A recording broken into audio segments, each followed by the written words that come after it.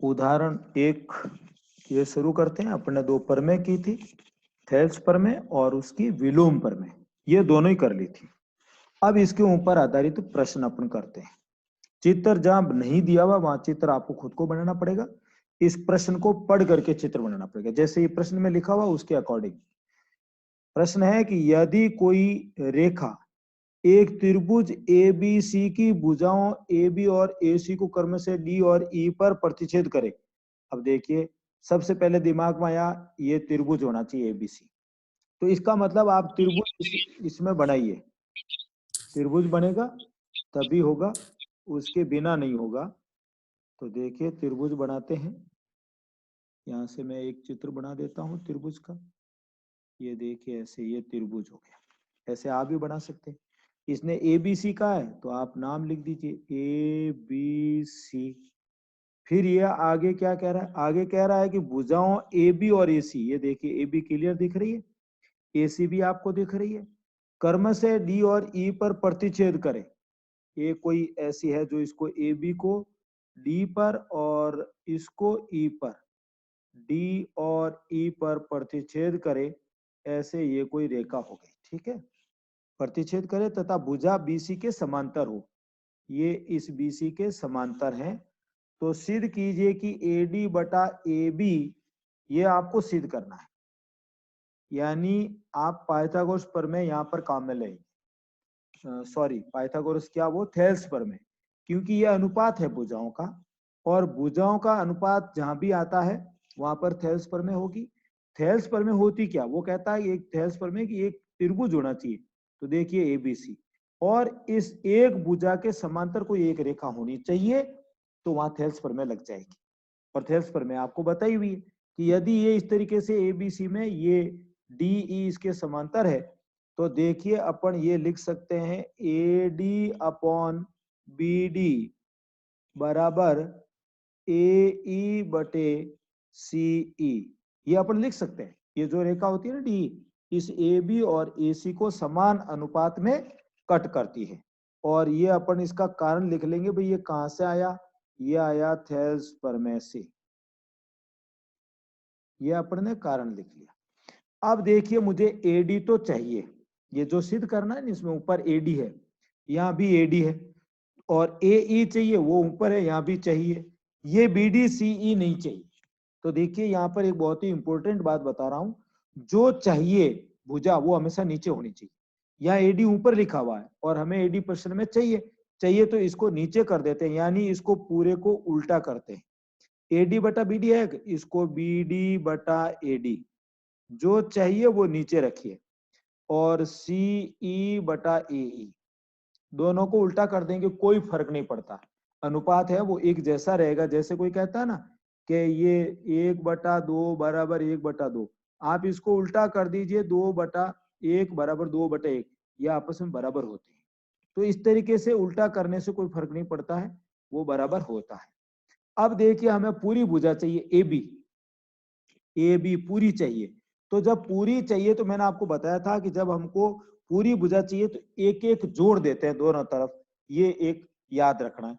तो पूरी भुजा चाहिए तो इसमें जोड़ दीजिए एक, इधर भी एक जोड़ दीजिए और इधर भी एक जोड़ दीजिए, ये ऐसे दोनों तरफ एक जोड़ दीजिए। अब देखिए यहाँ लसपे ले लेते हैं, यहाँ पर ये ए डी, अब यहाँ लसपे लेंगे तो ये बी डी आएगा और 1 की जगह पर ए डी आ जाएगा। लसपे लेंगे ना, एक इस एक के नीचे एक है, एक का भाग एडी में देंगे तो एडी बार जाएगा, और एडी को ऊपर वाली संख्या एक से गुणा करेंगे तो एडी आएगा। इसी तरीके से यहाँ पर भी अपन लसपे ले लेते हैं ए ई, ए ई का भाग ए ई में, लसपे होता है ना तो बटे में भाग देते हैं, ए ई कट जाएगा, एक बचेगा, एक को सी से गुणा करेंगे तो सी ई आएगा, और ऐसे कैसे यहाँ पर आ जाएगा ए ई। अब इसकी जोड़ का मैंने आपको तरीका बताया था, जो कॉमन है हटा दो, डी डी कॉमन है, देखिए दोनों जगह B D A D, D common है, हटा दीजिए तो क्या आएगा A B upon A D. और इसमें देखिए ई कॉमन है तो ये आ जाएगा ए सी अपॉन ए ई। हमको क्या चाहिए? ए डी ऊपर चाहिए, ए बी नीचे चाहिए। ओके, इसको उल्टा कर दीजिए, ये अनुपात है, इसको उल्टा कर दीजिए, कोई फर्क नहीं पड़ता। ये ए ई ऊपर चला जाएगा और ए सी नीचे आ जाएगा और ये हो जाएगा आपके पास में हैंस प्रूफ्ड। तो देखिए कितना आसान है, बहुत ही आसान है, बहुत ही इजी है। तो चित्र अपना आप बनाना पड़ेगा और उसके बाद में जैसे कहता है और ये सिद्ध करने का तरीका होता है। तो बहुत ही अच्छा प्रश्न। देखिए ये, और इसमें आकृति, देखिए आकृति, इसमें आकृति की जरूरत नहीं है, आकृति हम खुद बना लेंगे, हालांकि इस प्रश्न में दी हुई है लेकिन जरूरत नहीं है। ये कह रहा है ABCD एक समलंब है, समलंब चतुर्भुज। अब समलंब किसे कहते हैं? समलंब चतुर्भुज उसे कहते हैं जिसमें एक जोड़ा समांतर हो। जैसे ये एक रेखा है, एक भुजा उसकी, दूसरी भुजा और बनाता हूं, देखिए ऐसे, ये ऐसे, फिर एक रेखा और इसमें इधर ये भुजा खींच लेता हूं, ये ऐसे, एक और इसमें खींचते हैं भुजा, ये ऐसे। अब देखिए इसमें ABCD का है ना, ABCD, याद रखना ये लगातार होते हैं, ABCD, कहीं से भी लिखो, चाहे डी से शुरू कर दो, ABCD, कहीं से भी शुरू कर दीजिए, लगातार होने चाहिए। आगे ये AB समांतर, ये दो खड़ी रेखाएं समांतर का निशान होता है कि भाई AB और DC समांतर है।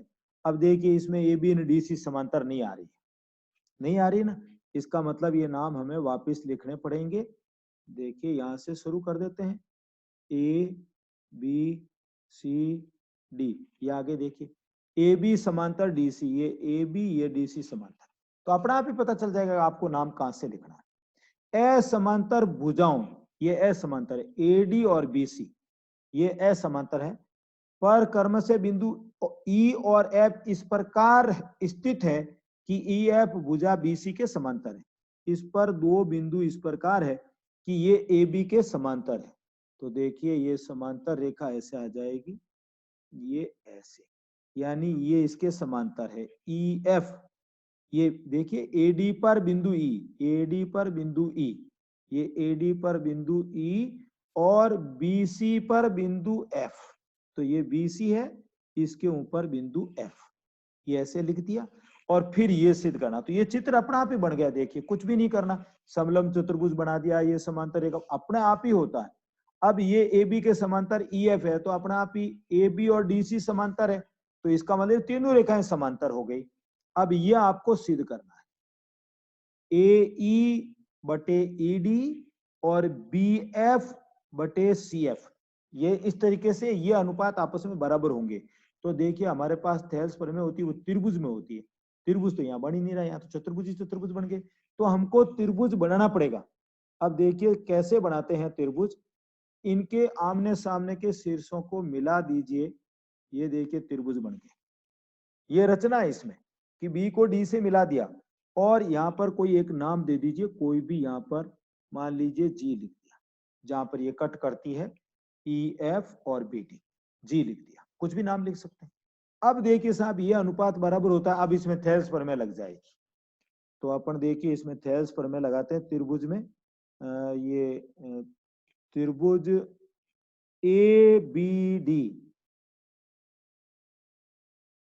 ABD में, इसके अंदर क्या होगा, ABD में थेल्स प्रमेय लग जाएगी। इसमें ये लिखा हुआ है देखिए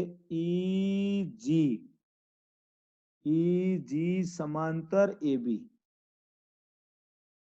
तो थेल्स प्रमेय लग जाएगी। थेल्स प्रमेय क्या कहती है, अगर ये समांतर है इस AB के तो शेष दो भुजाओं को समान अनुपात में काटती है। समान अनुपात का मतलब मैं यहाँ पर लिख सकता हूं, देखिए DE बटा AE, रटने की जरूरत नहीं है, DE बटा AE, यहां पर लिख दूंगा DG बटे BG, और ये समीकरण नंबर 1, और आया कैसे, थेल्स प्रमेय से, ये थेल्स प्रमेय से ये लिख सकते हैं। अब ऐसे कैसे, त्रिभुज BCD में देखिए, त्रिभुज BCD में, अब इसमें क्या है, ये GF जो है ना वो इस DC के समांतर है, और जब एक भुजा के समांतर रेखा तो इसमें थेल्स प्रमेय लग जाएगी, इसके समांतर है, देखिए DC और GF समांतर है। तो कोई त्रिभुज बनना चाहिए, एक भुजा के समांतर एक रेखा दिखनी चाहिए, डीसी के समांतर जीएफ।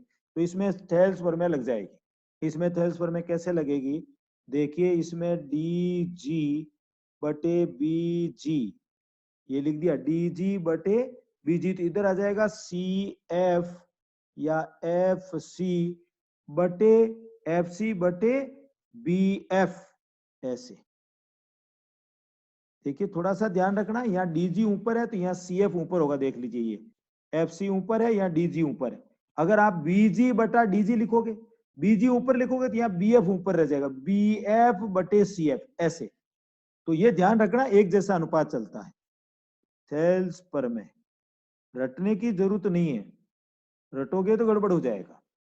आप यहां पर जैसे इस त्रिभुज ए बी डी में आपने लिखा डी ई बटा ए ई, तो यहां लिखना पड़ेगा डी जी बटे बी जी। अगर आप इधर लिखोगे, मान लो ऐसे लिखते हो ए ई बटे डी ई, तो यहां लिखना पड़ेगा बी जी बटे डी जी, ऐसे लिखना पड़ेगा। तो ये सोचने की जरूरत ही नहीं है, जैसा आप इधर अनुपात लिख रहे हो वैसा का वैसा दूसरा अनुपात लिखा है। अब देखिए समीकरण 1 व 2 से, समीकरण 1 व 2 से क्या आ जाएगा, देखिए ये चीज इसमें कॉमन है। देखिए इसका ये डी जी बटे बीजी, ये रहा डी जी बटे बीजी, तो ये कॉमन है, तो इसका मतलब ये दोनों बराबर हो गए, तो बचे हुए भी बराबर होगा। कौन सा बच गया, डी ई बटे ए ई, और ये बच गया एफ सी बटे बी एफ, क्योंकि ये चीज कॉमन हो गई। देखिए ये कॉमन है इसमें, तो अपना आप ही दूसरे दो बराबर हो गए। अब मुझे जो सिद्ध करना उसमें देखिए प्रश्न में ये कह रहा है कि ए ई बटा ई डी, ए ई बटा ई डी, इसको उल्टा कर लीजिए। उल्टा कर सकते हैं अनुपात को, वो बराबर ही होता है। जब आप लेफ्ट हैंड को उल्टा कर रहे हैं तो राइट हैंड को भी उल्टा कर दीजिए, ये आ जाएगा एफ सी। और देखिए यही सिद्ध करना है, तो यहाँ लिख दूंगा हैंस प्रूफ्ड। तो देखिए कितना इजी है, पर ये इजी तब होता है जब आपको एक तो त्रिभुज ये बनाना आना चाहिए कि इस बी और डी को मिला दें तो ये त्रिभुज, कोई भी मिला दो, चाहे एसी को मिला दो तो भी त्रिभुज बनेगा और प्रश्न होगा, चाहे बीडी को मिला दो तो भी त्रिभुज बनेंगे और प्रश्न होगा। तो ये रचना आपको याद होनी चाहिए, उसके बिना कुछ भी नहीं होगा। That is important, very very important. अब देखिए इसका तीसरा प्रश्न, ऐसा कैसा तीसरा है ये आपको बताते हैं। ये इसमें चित्र दिया हुआ है और ये कह रहा है कि इस आकृति में ये अनुपात बराबर है P S upon S Q और P T upon T R, ये दिया हुआ है। और क्या दिया हुआ है, ये कौन बराबर है, देखिए पी एस टी ये वाला कौन, पी आर क्यू ये कौन बराबर है। तो ये कह रहा है कि त्रिभुज पी क्यू आर, ये बड़ा वाला, ये त्रिभुज समद्विबाहु त्रिभुज है। समद्विबाहु मतलब समान दो भुजाएं, सम का मतलब समान, द्वि का मतलब दो, बाहु का मतलब भुजाएं, जिसकी दो भुजाएं बराबर हो। तो देखिए साहब इसके अंदर ये आपको ये दे रखा P S upon S Q, P S upon S Q और P T upon T R, ये आपको दिया हुआ है। अब यहाँ पर देखिए साहब ये थेल्स की विलोम प्रमेय लग जाएगी, ये दिया हुआ है। और जब ये अनुपात बराबर हो, देखिए P S upon S Q P T upon T are, अगर अनुपात बराबर होता है इसका मतलब थेल्स की विलोम प्रमेय ये कहती है कि ये एस टी और क्यू आर समांतर होंगे। ये कैसे आएगा, ये आएगा थेल्स की विलोम प्रमेय से, ये इससे आता है थेल्स की विलोम प्रमेय से। अब देखिए साहब अगर ये भुजाएं अब समांतर सिद्ध हो गई, इसका मतलब ये हुआ कि कोण एस कोण क्यू के बराबर होगा। क्यों होगा बराबर, अगर ये रेखाएं समांतर है तो ये संगत कोण है, इस रेखा के ऊपर बन रहा है, ये इस एस टी के ऊपर बन रहा है, तो ये संगत कोण है। इनको संगत कोण कहते हैं। एक जैसी स्थिति में ये रेखा के ऊपर ये भी रेखा के ऊपर, दोनों ही राइट हैंड में बन रहे हैं, तो इसका मतलब ये संगत कोण हो गए। अब देखिए आपको दिया हुआ है, क्या दिया हुआ है, आपको दिया हुआ है कि कोण एस कोण आर के बराबर है, ये आपको दिया हुआ प्रश्न में। अब देखिए साहब इन दोनों समीकरण से एस क्यू के बराबर है, तो इस एस की जगह पर मैं क्यू लिख दूंगा, यानी क्यू और आर बराबर हो गए। क्यू और आर बराबर, ये क्यू ये आर। अब जब दो कोण बराबर है तो आपको मालूम है किसी भी त्रिभुज में अगर दो कोण बराबर होते हैं तो उनकी सम्मुख भुजाएं बराबर होती है। सम्मुख भुजा कौन सी? पी क्यू और पी आर। भाई ये क्यू के सामने पी आर और क्यू के सामने, इस आर के सामने पी क्यू। तो ये अगर आपको दो कोण बराबर है तो उनके सामने की भुजाएं बराबर होती है। तो यहाँ पर कारण लिखेंगे किसी त्रिभुज में